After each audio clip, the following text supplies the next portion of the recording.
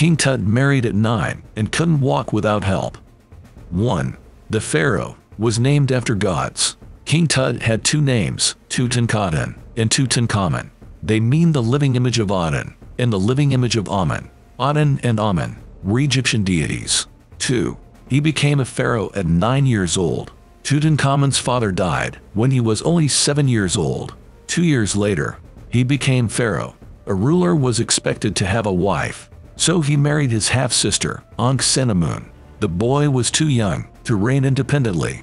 Most of the decisions were made on his behalf by his viziers. 3. There was a reason for the name change. Amen was the main deity worshipped by the Egyptians. During Tut's father's reign, the sun god Aten gained prominence. However, King Tut reverted to the old religion once he came to power. That's how Tutankhaten became Tutankhamen. 4. He couldn't walk without help. The young pharaoh had a severe clubfoot, so he needed help walking. Over 100 walking sticks and canes were discovered in his tomb. There were also stools used for shooting a bow and arrow. 5. He died at 19. King Tut probably died of malaria.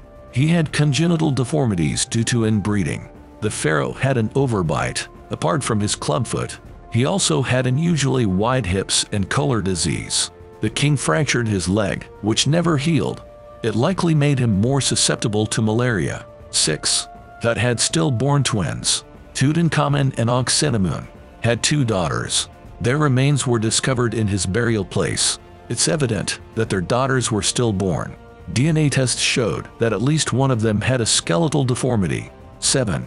King Tut's mummy was charred. King Tut's tomb was discovered in 1922.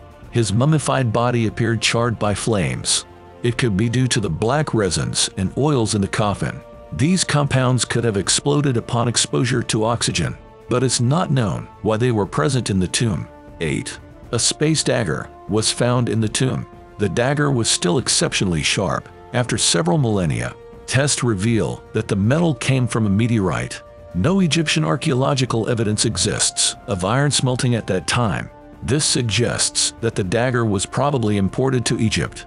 9. King Tut's heart went missing. Egyptians believed the organ for reasoning was the heart, not the brain. So it was still essential for the afterlife. Usually, the heart would be preserved, but Tutankhamun's mummy was missing it. The king possibly died far away from home.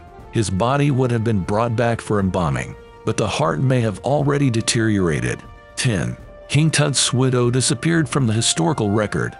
Ankh-Senamun is sometimes called Egypt's lost princess.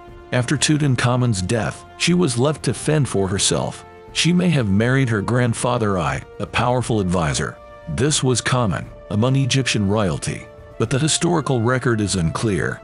No one knows what happened to Ankh-Senamun afterward. 11.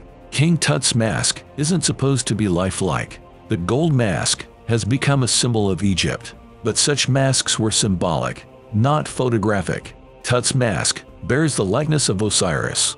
He was the god of the afterlife. The mask is 1.8 feet tall and weighs over 22 pounds.